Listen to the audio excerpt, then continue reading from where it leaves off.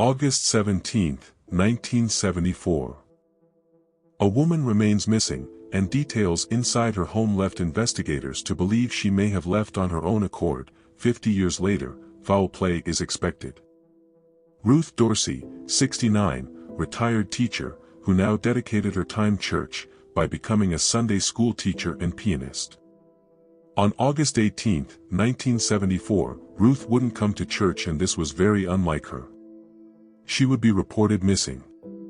Authorities would look into Ruth's last known whereabouts, and find that she was at the Spring Villa grocery between 4:30 and 5 p.m. She would get gas, and tell the attendant that she had to pick up a family member. Detectives would speak with Ruth's neighbors, and find that she would pull into her home around 6 p.m. Next they would search Ruth's home, and find that her front door and side door were open. Inside, her Sunday school supplies were laid out.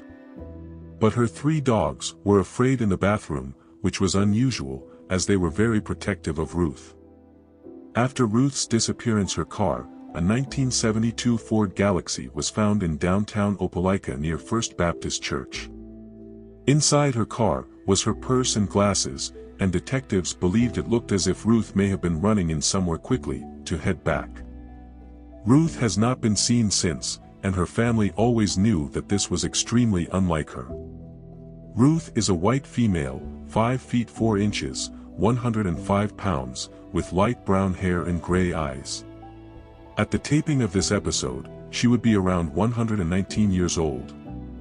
In this case, we may be looking for remains as opposed to a person, but it is still important that we work to find out what happened to Ruth. If you have any tips, please contact the Opelika Police Department. September 22, 1990. Authorities are working to identify a homicide victim. Authorities were called to Anderson Road, near a creek, for a body. At the scene, they would find a male, with no identification. Autopsy would reveal, our victim died from a gunshot wound. Detectives have not been able to identify our victim for over 30 years. Hopefully, with sharing this case, we get closer to knowing his name.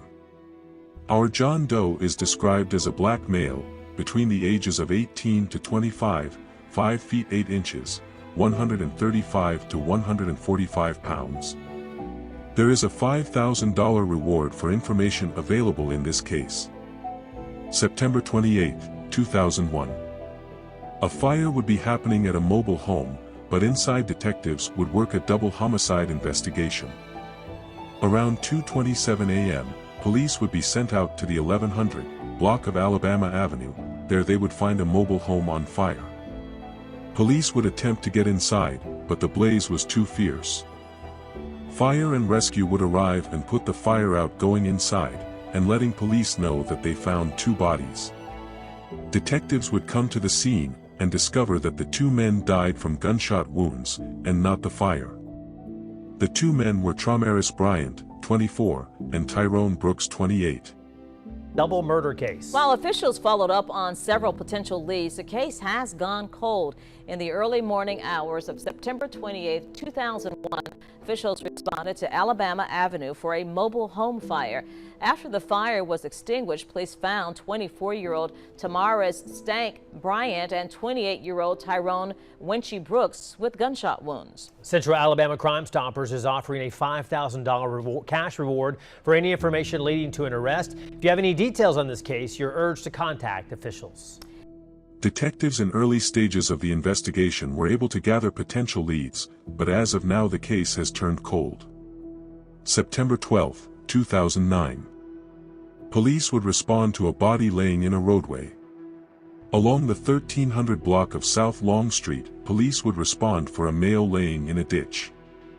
At the scene, they would find a man deceased, with a gunshot wound to the upper torso. Authorities would identify our victim as Martez White, 18. Medical examiners would determine that Martez was shot hours before he was found. Detectives are asking the community for tips into this case, while also offering a $5,000 reward for tips. To submit tips to any cases in this episode, please contact the Crime Stoppers hotline. Thank you for watching another episode of A Minute for Justice, Subscribe to the channel for more true crime news.